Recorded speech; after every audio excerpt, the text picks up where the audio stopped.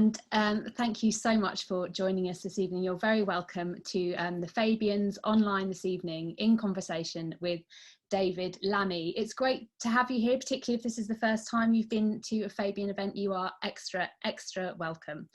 I'm Sarah Hyde. I'm the chair of the Fabian Women's Network. I've worked in and around prisons for the last 12 years, and I'm a counsellor on the Caledonian Road and have Pentonville Prison in my ward.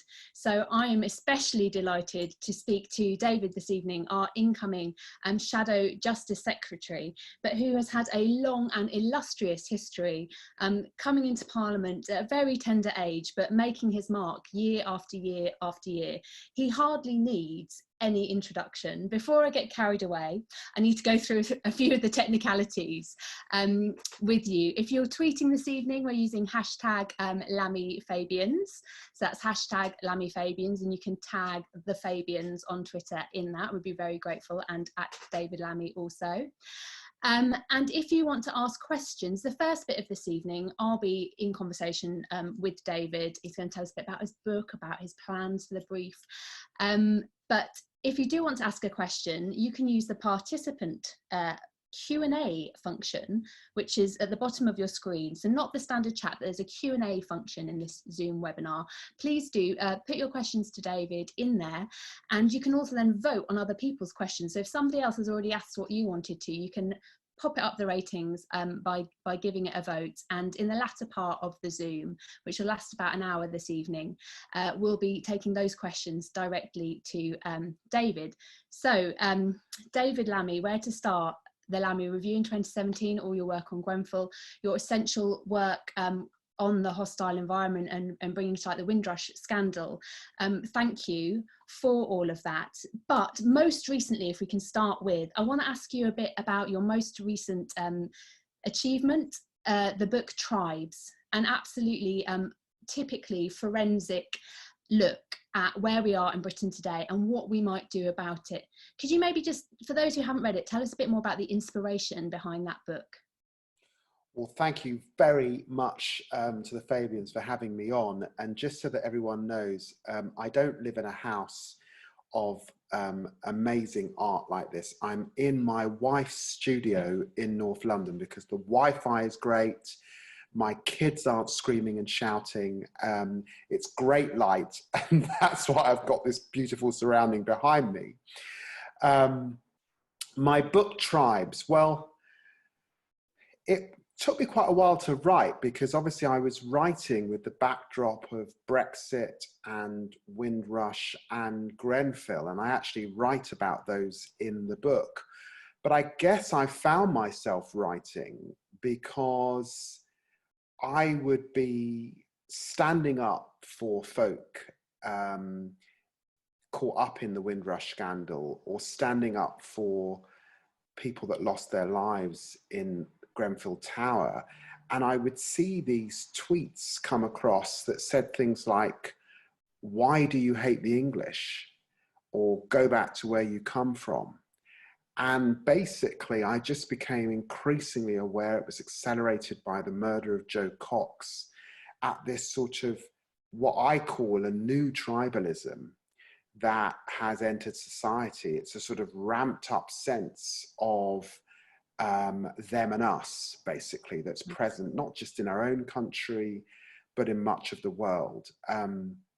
You can see it, of course, on social media, but I think we all sense it in our everyday lives. And it was that phenomenon that I wanted to write about. But I thought the best way to write, because the only way I really know how to write, and this is my second book, is to start personally examining the tribes that I'm part of. And so the book really begins with me taking a DNA test to find out where my ancestry is from. I am the descendant of enslaved people. My parents arrived in this country from Guyana in South America and the Caribbean. But obviously, originally, they would have come from Africa. And so I talk about Niger, which has got the Tuareg tribe, which is one of the tribes that my DNA showed that I'm from. I'm also part Scottish, by the way. And I go back to that community in Africa to just to have experience a sense of belonging and what that's all about. I also go back to the city of Peterborough, where I spent 7 years at boarding school. And if you like, explore Middle England. And I'm really clear in my mind, I'm not sure I would be a member of Parliament were it not for what that city gave me and the opportunities that that city gave me. And I visit friends in that city who voted for Brexit, have strong views about immigration, and just listen really to what they've got to say. And of course, I talk about growing up in Tottenham and the Caribbean community that I grew up in. But the book opens up into big themes around loneliness and mental health, themes around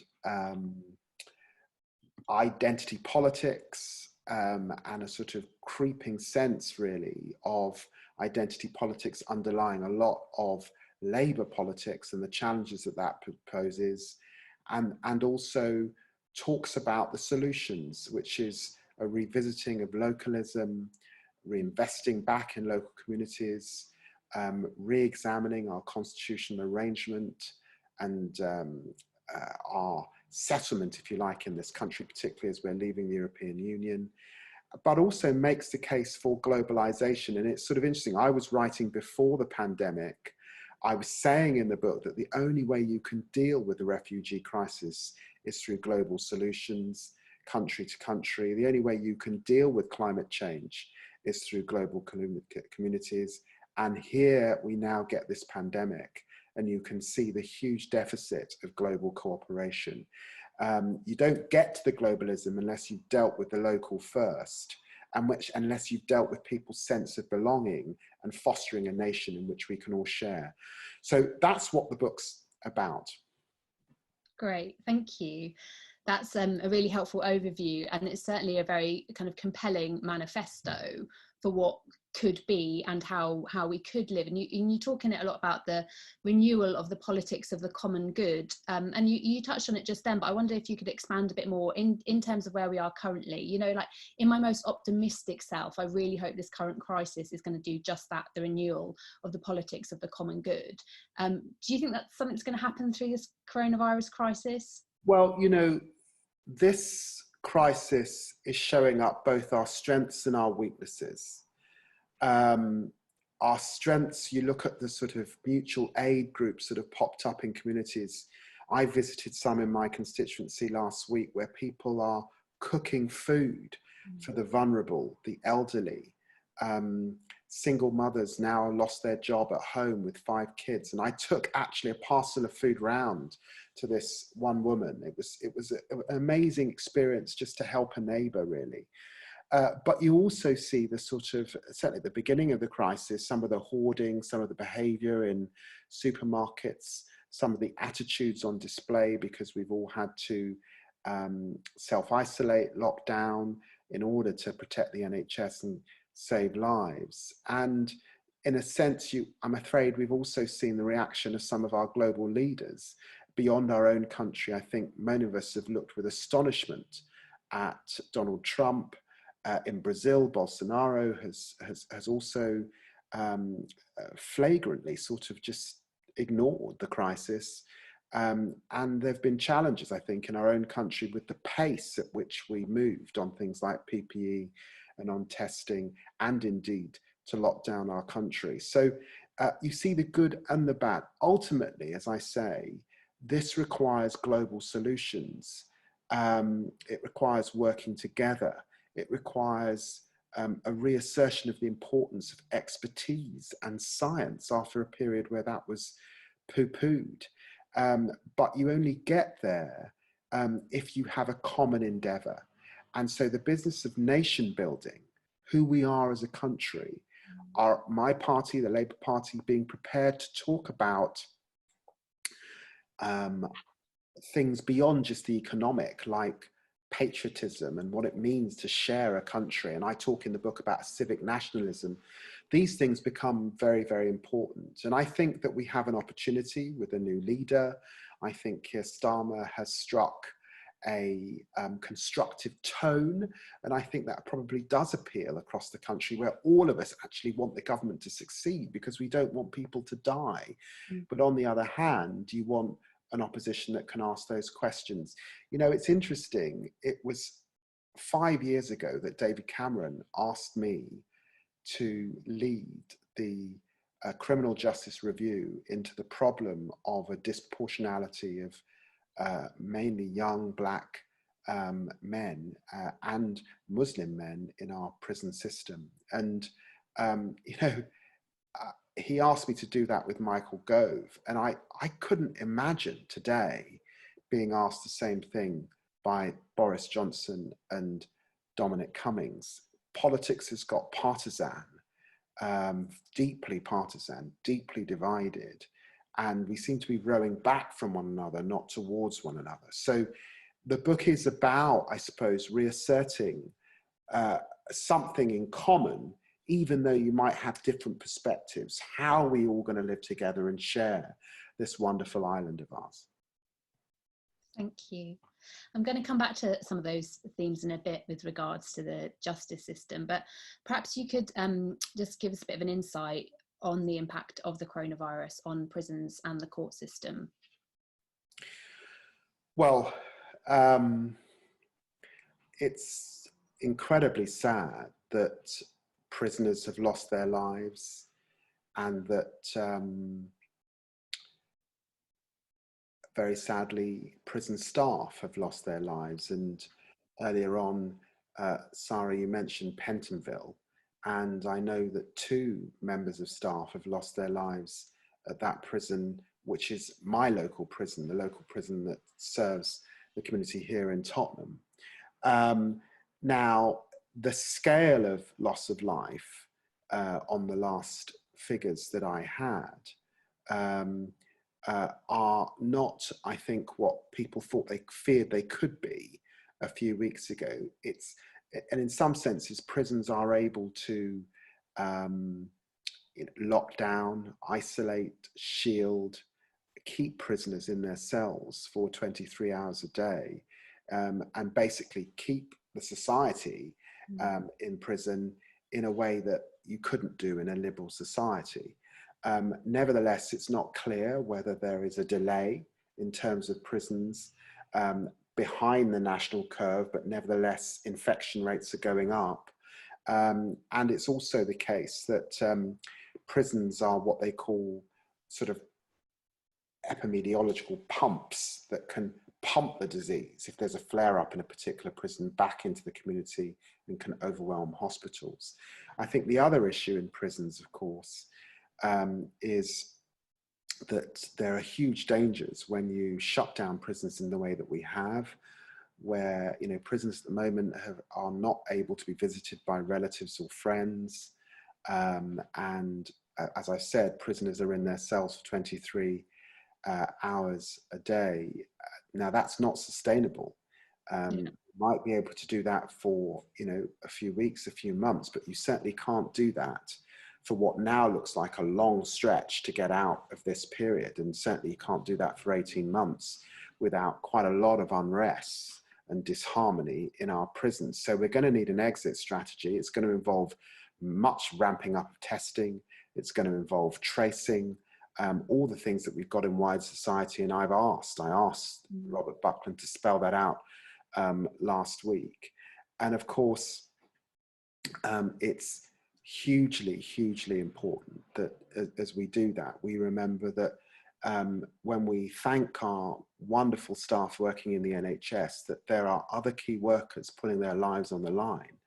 And it has been of great concern that staff across our prisons and probation, and there are many lawyers, duty lawyers working as criminal lawyers, who have not had the PPE that they deserve, not had the PPE if they're visiting a client in a police cell, not had the PPE as prison staff on the corridors of our prisons, and not had the PPE if they're taking care of a former offender as they enter society in probation. And so real issues.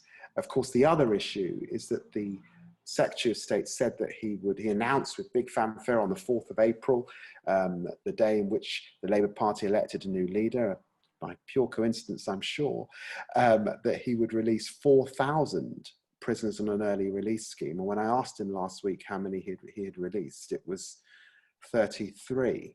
Yeah. So he has been incredibly cautious on that number, and that was despite Public Health England saying that actually to get prisoners socially distancing, you've got to stop this business of 2 prisoners in a cell, and for that you need to release between 10 and 15,000.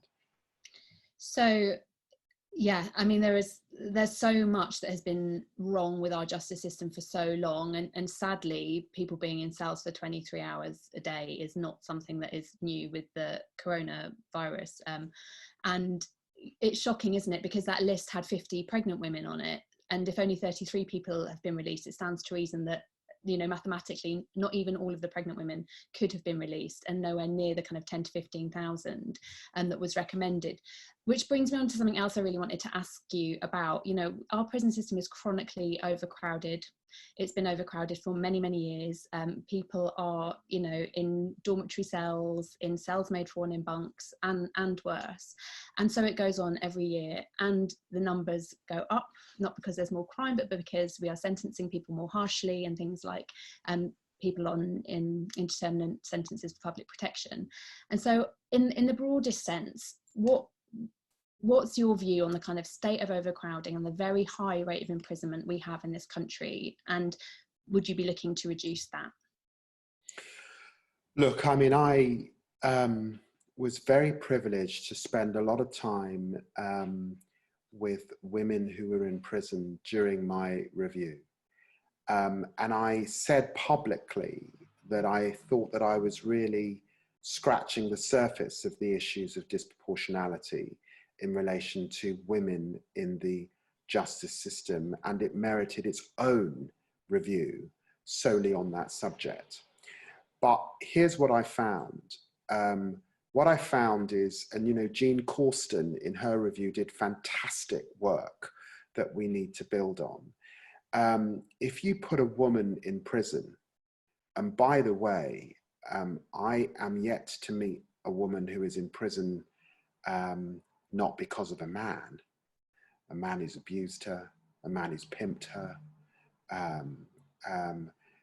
You are often putting her children in prison as well. It must be the case that we can, in the way that we did as a country 20 years ago, we moved down a direction in which we aim to reduce the amount of young people in prison. And broadly, Britain succeeded in that endeavour. We, I think, should set ourselves the aim of reducing the amount of women in prison as well. And of course, there will be a small proportion of women that have to, for the protection of society, be in a confined environment. But I do believe moving, as we're seeing in Wales, to more residential homes and houses, that must be the right direction to travel. And then on the broader issue of prison, I mean, in the end, I think the standard must be that you're satisfying yourself as a country that prisons are places of genuine rehabilitation, that they are places that genuinely equip people to leave, to work and to flourish, having reflected on and obviously to be punished for their crimes. And I'm afraid it is still the case that if you look at the recidivism rates in our country, that prison can't be working when, let's just take the community I'm from, Black men, the recidivism rates are about 65%. That's something that's fundamentally broken in that system. And it's incumbent on all of us to fix that problem, because we all benefit from fixing that problem. And I think the other thing I saw is that there's work going on across the world, really good work in countries like Canada, in countries like New Zealand, that we can learn from. Actually, in the United States, and it was interesting, It was Michael Gove that raised some of the work that's going on in Texas, that Republicans are leading to actually lower the numbers of prisoners in federal prison in the United States of America. So there was a political consensus, left and right, to fix this. It's very worrying then that Boris Johnson has come to office. He's done a U-turn on early release and short sentences, which David Gauke had begun to talk about, and he's building more prisons and moving in the direction that the United States has now departed from, that they started under Ronald Reagan. Yeah. I mean, it is quite an extraordinary time. We've had a revolving door at the Ministry of Justice, that many ministers of state, and it is a very bizarre feeling to think, goodness, I miss the policies of Michael Gove or David Gauke because of where we are now. And there really is a kind of fight, I guess, for justice on our hands. And it warms my heart to hear you say a lot of those things, particularly about women. I worked in Holloway for 6 years, but also just thinking about the themes in your book, like, you know, how are we going to involve the people that are in our prisons in that nation building, in that civic nationalism, in rebuilding our country? Because I guess from my point of view, a lot of the problems around the criminal justice system at the moment are that people consider it not to do with me, somebody else's problem, you know, just at arm's length somewhere else. I just want somebody else to deal with it. So if your book's looking at those themes, you know, of kind of civic nationalism, how do we make sure no one's left behind, you know, even the population of the criminal justice system in that move? Well, it does take leadership, and it does take persuasion. And it does take recognizing that our justice system is an important part of our public service. And, you know, I'm very conscious that I'm responsible for legal aid, and all of us require the ability, if something happens, to be able to lean into legal aid for support. All of us require that, and I'm very worried that it's become such a paltry Cinderella part of our overall public sector settlement. And all of us, look, people do things that are wrong, and they must be punished for that, of course. But the power of redemption and the power of rehabilitation are very important ones, unless we are to live in a society where people can never learn or move on from the error of their ways. And the other thing I've learned over the years is, of course, in any society, there is offending behavior. But the truth is, when you break down offending behavior, whatever that offending behavior is, some offending behavior is because of health, well-being, and mental health. And is best dealt with, in fact, by investing in health, well-being, and mental health. Some well-being, poor behaviour is because of education, and can be dealt with by investing in education, and some requires the arm of the criminal justice system. Let me give you an example of this. I've always cared about looked after children. I care about looked after children to the extent that my wife and I, we have 3 children, and my youngest is adopted. And I've always found the phrase looked after to be a bit of an oxymoron, because some of these children are the least looked after in society when they should be the most looked after in society. And the figures, when you look at the proportion of looked after children who've effectively been parented by the state that find themselves in the criminal justice system, is an example of where an education system has gone wrong, and where, if you like, health and well-being has gone wrong, and young people end up in the criminal justice system. So I think there are ways in which we can improve the system, and there are certainly ways in which you would expect the next Labour government to set about doing that. Thank you. I'm delighted to hear you're thinking across briefs and not just in a justice silo, because yeah, so much research has been done, so many academics and leading thinkers on this look at it much more in the round.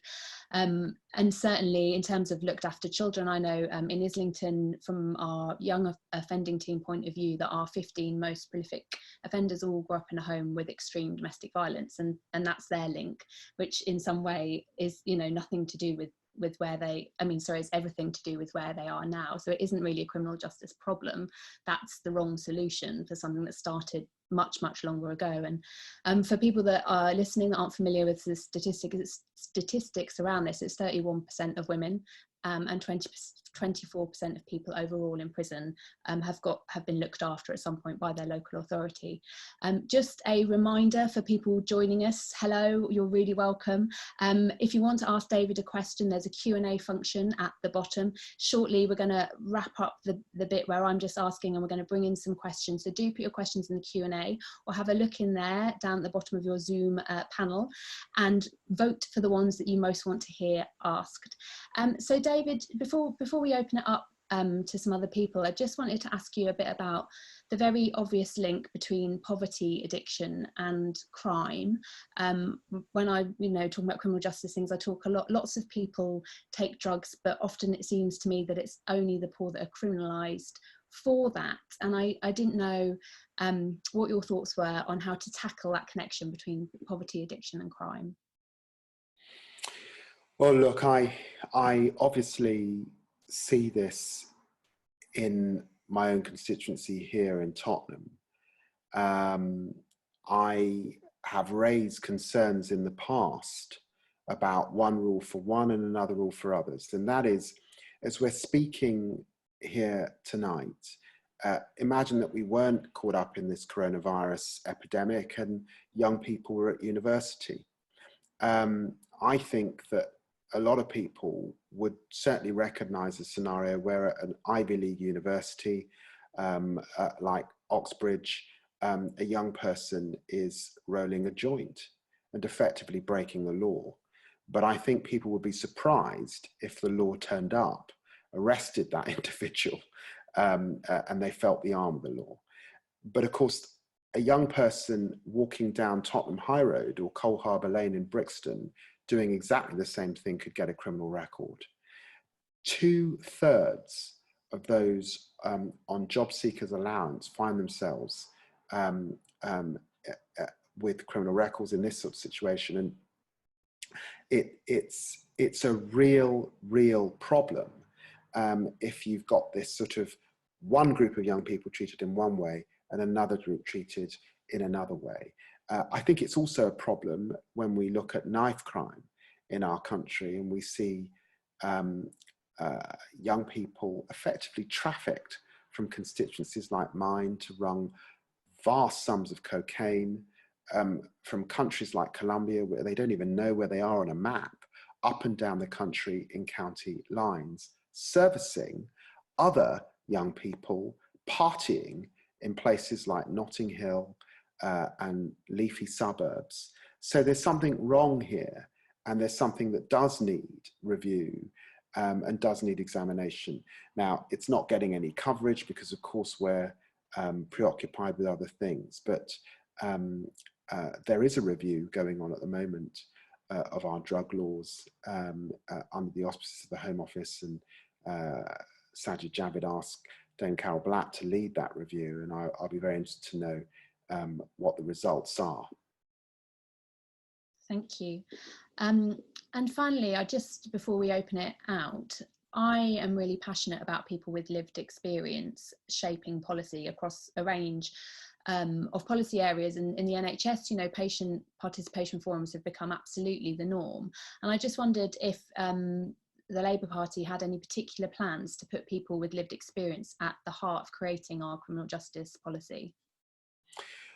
Well, absolutely. I mean, as we move out of this crisis, it's very important that one hears people say who are users of the probation service, the challenges around housing when you come out of prison, the challenges around employment when you come out of prison because of our criminal record regime. you don't pick up these things and the nuances and how it really affects people unless you are listening to those who are actually using the service. And when I talked about my views on women in prison, it's because it's informed by sitting with women. Women who are there as foreign nationals because they've been arrested for being drug mules, often sent by men to do that work, and they're a long, long way from their children. Women who have been victims of domestic violence and who are extremely vulnerable and then found themselves facing all sorts of sentences in the Crown Court. And you have to hear those women. I was incredibly moved when I listened to the experience of Muslim women in our criminal justice system. And the reason I was moved is because these women experience such isolation, often, if you like, banished and sent to Coventry by the community, so no visitations for them whilst they're in prison. And then when they come out, they can't return easily to the communities from which they've left. And there was a real sense of isolation for those women.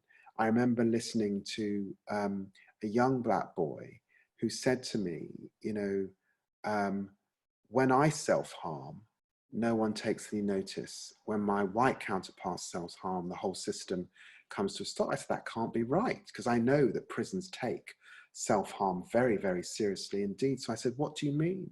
And he said to me, well, when I punch the wall, I end up in isolation. And he said, for me, punching the wall is self-harm. And I thought it was a very sort of profound thing where you have to hear and listen. So absolutely, we've got to ensure that we're putting people with lived experience at the heart of some of our policy solutions. Thank you. And in that vein, that's how we're going to begin the Q&A. So I think we've got a few questions from people with lived experience to kick it off, and then we'll go out to a broader audience. Katie, are you able to bring in the first question, or do you need me to ask it?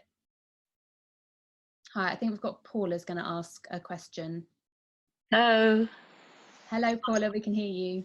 Oh, hi. Yeah, my question is, I'm listening to you both speak, and as a former prisoner myself and a Labour Party member, I think that there's an issue in the party about the integration of our wisdom and expertise and our visibility in the criminal justice debate, even within the party.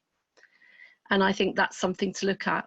And then also, really the lack of investment in people with lived experience who've been part of the criminal justice system to become not just the people who are listened to, but the people who lead the debate. Because in any other community, you know, it would be unthought of just for, I don't know, white people to lead the debate about black people. But in our situation and in our community, it seems like everybody else is the expert. And I just wanted to pose that, and maybe as a sort of something to think about, but also something to maybe reflect back on. Thank you. Well, thank you, Paula, for that. And I think it's something to certainly reflect on. And I will reflect in terms of policy formulation. You know, the Labour Party has its National Policy Forum, and we do listen to members, and I will reflect on whether we have ever, in fact, in terms of home affairs or justice, had those who have been offenders themselves as part of that feedback loop. Of course, it's also important that we listen to victims of crime. I do think that's important, and I think it'd be wrong if I didn't state that. But I think the point you make is definitely well made, and it's why I used the examples I did. I was able in my review to get a broad consensus on its publication across the political divide, and I'm not sure it would have been as rich or as well received if I had not been able to just listen and to record what I heard. Thank you, Paula, for that really valuable contribution. I'm going to bring in Tony next.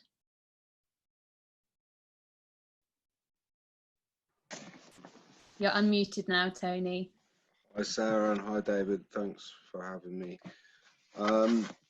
The lived experience, I myself have also had quite a long history of being in prison for over 15 years, and to be honest, the environment of living in that environment, I found it really difficult to find rehabilitation, and 15 years of evidence would prove that didn't work for me. I suppose my question would be, are there alternatives to prison to tackle like the real problems of addiction, of housing, and relationship really?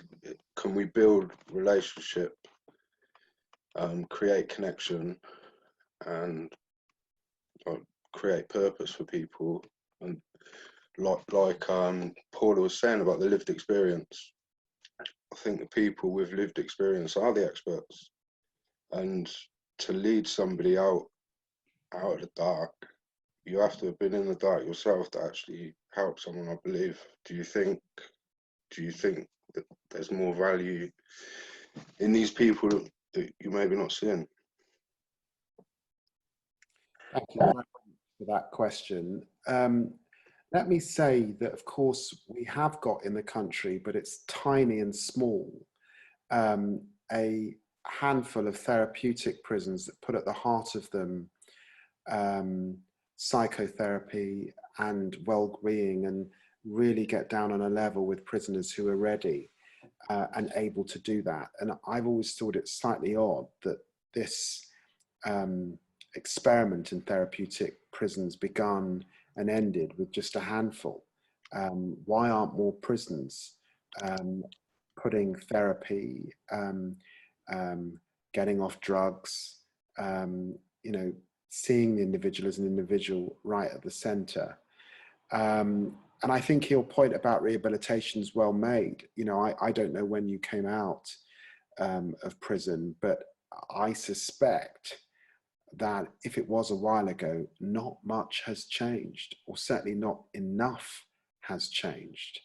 And I also worry that in our youth estate and in our young offenders institutions and our secure centres, that they are a pipeline really into adult prison.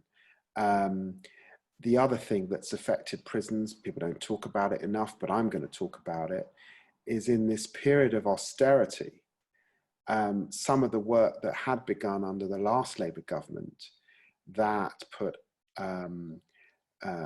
drug addiction and addictions at the centre, that used forms of therapy, art, education, skills, much of that work was cut. And has just not gone on in any systemic and systematic way.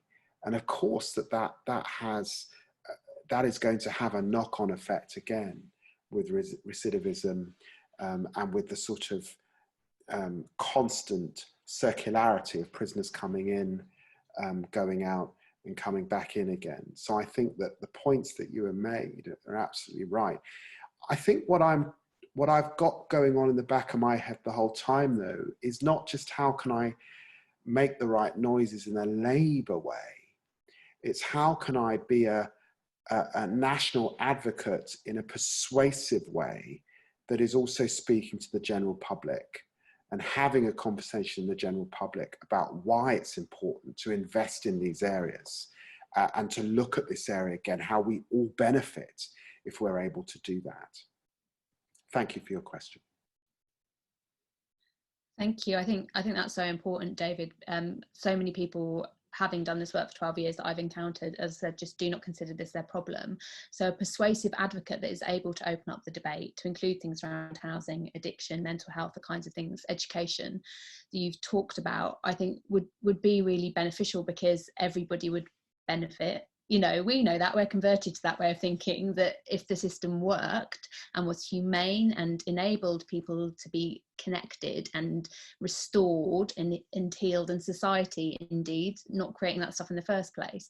But lots of people don't aren't in that headspace even with this yet. So that's brilliant to hear that that's the kind of foundation of how you'll be approaching this brief. We've got Sue McConnell, who's written in with a question that's been voted for. Sue, I believe your lived experiences as a worker in the sector. It is, and hi, I can't remember what question I submitted. My main worry and question would be about what we do about the probation service, what David would do about the probation service. It's the silent P in the HMPPS.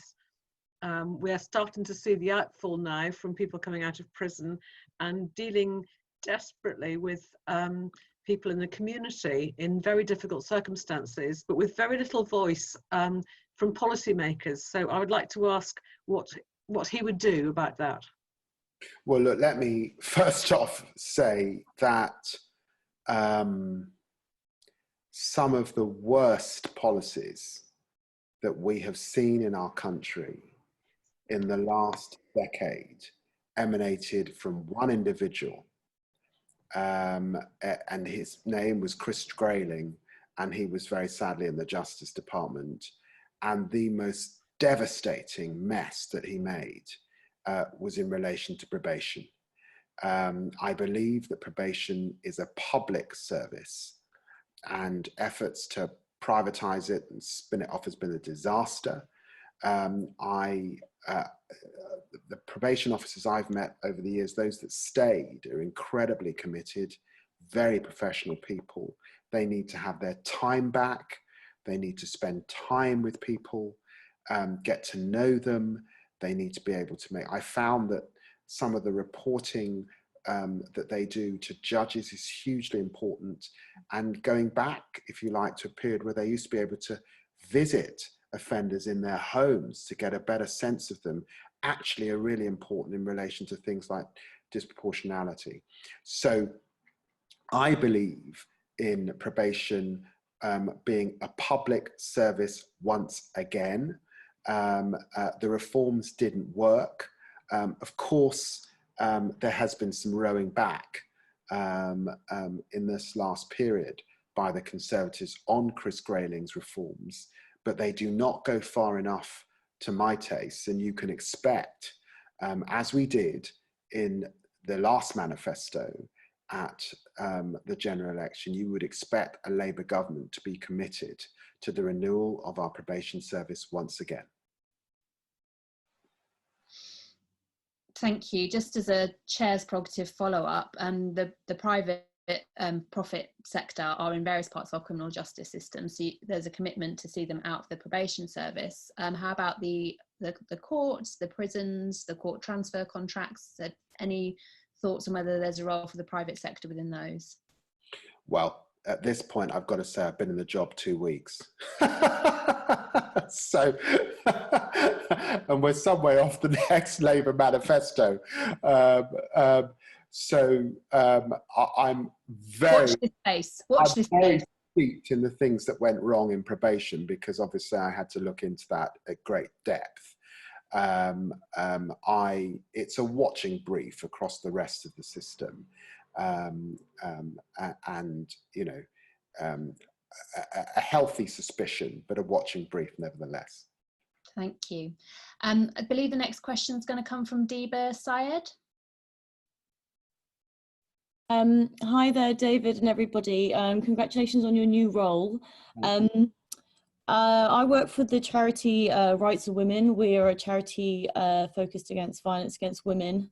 I've despaired for a long time that the Labour Party's lack of attention and to violence against women and combating it as in a sort of holistic approach. I'm thinking specifically of the really poor conviction rates for rape in this country, somewhere at 3%, which means, you know, 97% of people, you know, 97% of cases will come back with a not guilty verdict. And I know this is something that Keir, you know, when his time when he was Director of Public Prosecutions, you know, tried to look at. And I was hoping, you know, with you in charge and with Kia in charge, it would be something, violence against women and these issues would be something that we can look at the justice system and start looking about, you know, are juries appropriate in rape trials anymore, or having some proper Labour Party policy on this, because it just seems to have been ignored for a very long time. And I just wanted to know your thoughts on that and if there's something we could do about this. Well, let's also mention Harriott Harman, who is chairing the Human Rights Committee, and I know also has long-standing concerns in this area. Let's meet, let's talk. I want to hear the solutions. This has been around now for a very, very long time. And I am thinking back to my days as a young barrister, in which you kind of knew that it wasn't always going to be easy for a woman speaking her truth in a criminal trial against a man that had assaulted her or indeed raped her. And conviction rates, as you rightly say, are too low. And the price sometimes, I think, for women feels too high. I think that there have been changes in the Met, in their attitude to supporting women in these situations and bringing these cases. But I do recognise that somehow when it's back in that amphitheatre that's the court, it isn't turning out in the way that I think many of us would have wished a few years ago. So thank you for raising this. I'm definitely keen to get into the issues and to hear from the groups in this area, and to think about what the solutions can or are. And maybe I can team up with colleagues like Harriott Harman in doing that work. Thank you so much for asking that, Deeba, and thanks for all the amazing work that you and Rights of Women do. We've got about 15 minutes left, so we're trying to get through as many questions as possible, so please be succinct as you can, questioners. I'm going to bring in Catriona Headley. Hello, thank you very much for this, both for Fabians and you, David. I'm joining you from Edinburgh, and so I would not, if this was going live without the benefit of Zoom, then I wouldn't be able to be part of this and hear your amazing talk, so thank you very much. Do you, obviously right now, you know, so many of the battles that we were expecting to have with Conservatives after they'd won their majority have been put on the back burner, but what do you anticipate in terms of the future battles over the Human Rights Act, and also particularly the political involvement in appointment of judges? And if these are on your radar, you know, how are you going to lead the Labour's argument on these issues?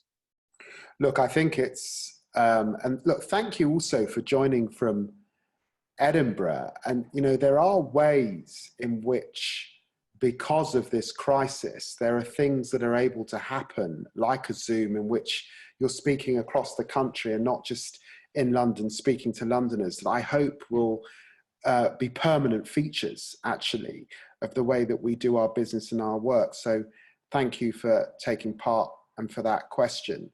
My starting point is the Conservative Manifesto. I think it's page 47, where they start to talk about their aspirations for the justice system. And they flag up areas of real concern, constitutional concern, and because of the way in which they prorogued Parliament and the way in which they berated our judges, is an area that, of course, you would expect me to be very, very vigilant about. And their desire to change judicial review. Judicial review is a fundamental part of our democratic settlement and our system here of the rule of law. It enables ordinary people in so many different circumstances. You know, I remember doing a case where, of the family of the parents of a soldier who died on military exercise, and they were taking a judicial review. I've been aware of constituents who've challenged the state because the state wants to build a road through their home or change their circumstances. It's a very, very important area. And the government are signalling that they want to limit, if you like, its scope. And so you would expect me to be very, very, very keen to oppose those moves and to oppose them vigorously. Now, I will do that.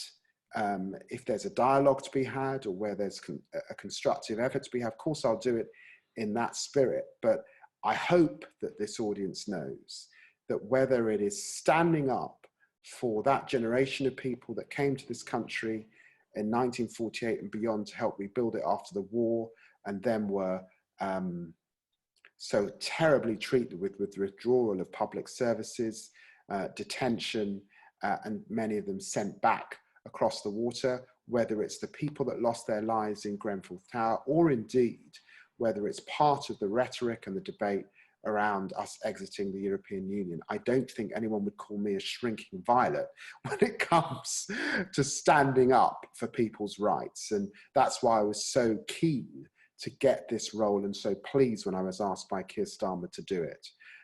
So there are some very, very important issues where there have been a signal of deep departures in our democratic settlement, and I will be looking at them very, very keenly indeed.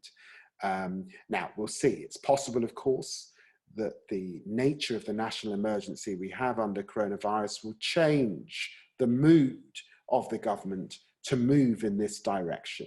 But if they do move in this direction, I will be there leading the Labour Party in ensuring that they do not get away with it.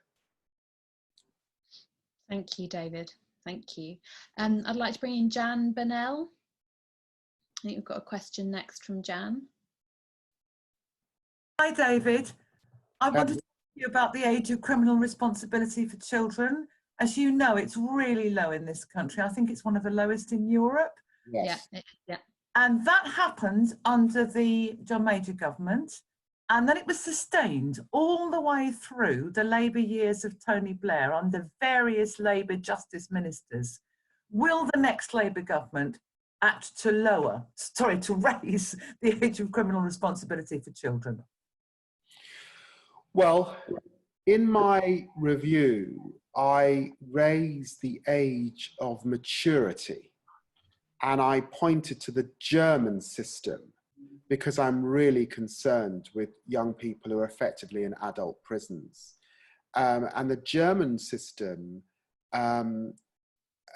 reviews, has psychiatrists really measure the age right through, and it goes right through to 21, in fact.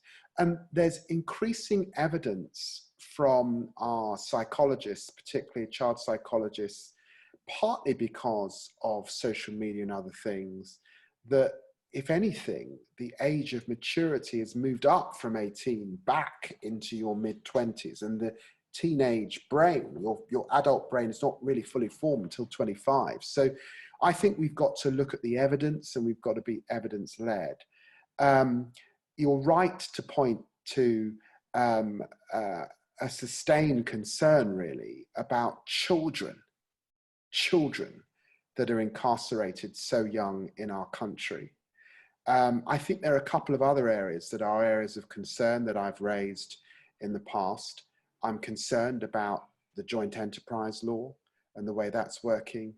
I'm concerned about prisoners on indeterminate sentences and old IPP sentences. So I think that, that alongside a range of other areas are areas that quite properly a Labour government should be considering very, very carefully. Now, you do this carefully, assiduously. I actually quite like the way in which the Law Commission works to help us reform the system. But I think your point is very well made. Thank you. Just coming on to the final few questions now. I've got a question from Joe Farnworth. Yeah, hiya. I was just wondering how we can reform the criminal justice system to make it work better for victims. I think it was the Victims Commissioner and Victims Support the Charity have called the introduction of a victims law on the basis of figures which said that almost a quarter of cases last year were dropped because the victim didn't support further action. So I was just wondering what you thought about how we can deliver a better criminal justice system for victims in general. Well, I want to speak and listen to Vera Baird, who of course is the Victims Commissioner here. I know Vera very well.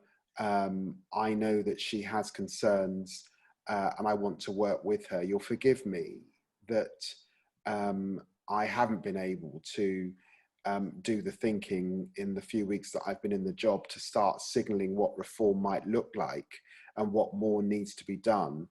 I'm aware of the changes that the current government say that they have made, but I'd want to speak to a lot more people to be clear about their feelings about whether that's made a difference and what more needs to be done. So I think that that's got to be a watching brief, and I want to be led slightly by the Victims Commissioner in this area. Okay, thank you. I just wanted to ask you one more question. My work at the moment is very much concerned with the number of deaths in custody, and we're kind of at an all-time high for the number of deaths. Things are being recorded as natural causes when really actually in the community those people wouldn't have died because the ambulance would have got there. There's all kinds of concerns around the number of self-inflicted deaths, as well as an ageing prison population, increasing numbers of people dying in prison for a range of different reasons. And I wondered if you had any particular plans or thoughts on what we can do to get those deaths down, because people being looked after by the state, it seems to me absolutely incredible that we have these lofty ideas that prison might be a place for rehabilitation, for redemption, for change, but we actually at the moment can't keep people alive, and we contravene the Human Rights Act every day. And so I wondered what you had in plan, what policies you had in place to tackle that. Well, can I pay tribute on that question to the work of Inquest, who I've worked with for many, many, many years. And one of the issues that Inquest has continued to raise is oversight, and the oversight mechanisms in our prisons, particularly in this area. In my review, I raise my concerns about how conflict is managed in prison settings, and the government have said that they will implement some of the recommendations I came up with in that area. Again, it is a terrible, terrible thing when someone loses their life, either in a police setting or indeed in a prison setting. I've been involved in some of our country's high-profile cases since the very beginning of my time as Member of Parliament. And so I'm really, really aware of the issues. I'm also aware that there have been really good pieces of work done. And I remember the Mubarak family and the Mubarak case, and all that came out of that terrible, terrible, terrible time at Feltham, and what should never have happened when that young man lost his life. And it's very sad that so many recommendations have been made and many of them have not been implemented, is the truth. So I think some of this is revisiting what's already been said, not reinventing the wheel, in fact, to make these circumstances safer. And I think you're right to talk about the importance of human rights in relation to the preservation of life, even if you are in confined circumstances. And so, yes, it's definitely an area that I'm interested in. Thank you. And yeah, a great opportunity, I guess, from all the amazing work you've done with Inquest around Grenfell to keep working with them. They are such an incredible charity that supports so many families. And all the families I've spoken to, they just don't want it to happen to somebody else. That's, if something good can come out of it, they want to talk about it, talk to, you know, anybody about it, so that another family isn't in the same position. And that's obviously been particularly prescient recently because of the COVID-19 crisis. We're going to finish on a slightly more cheerful question from somebody else. Kelly, are you there? Kelly is also somebody who works in the justice system. Kelly Green. Hi, can you hear me? Nice to speak to you. Hi. Hi, if there was one thing you could do to the criminal justice and one thing you could change tomorrow, what would it be? One thing I could change in the criminal justice system, that's a very unfair question, because you're asking me to pick and to choose. And I don't think I'm able to do that. I would signal that I'm, you know, I sort of want to repeat, I can't choose one thing, but some of the things I've mentioned. I think we can do more as a country around women in prison and reducing the numbers substantially. I'm worried about our youth justice system, which has not been reformed since 1997. And I think there's more we can do in that area. And then there are long-standing issues like joint enterprise that I think have at the heart of them a sort of gross unfairness, where people are in prison and I'm not clear why they're in prison for the lengths of time that they are. And, you know, I support the work of organisations like Jengba. So I don't want to pick one thing, because I think that this is an area of policy where there are many things, frankly, that need to improve, many things that need to improve. And that's not just a reflection on our own country. It's a reflection on where justice sits and where the common law system sits globally.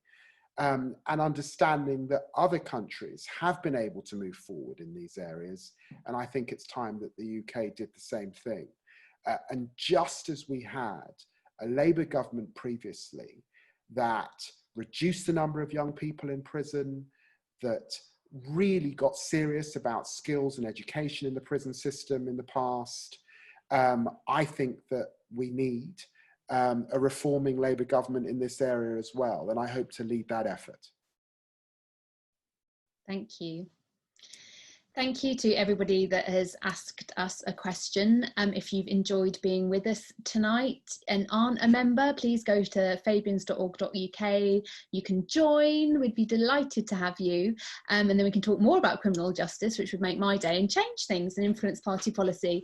You can subscribe to our newsletter, or you can just donate so that we're able to reach more people and broaden out the debate.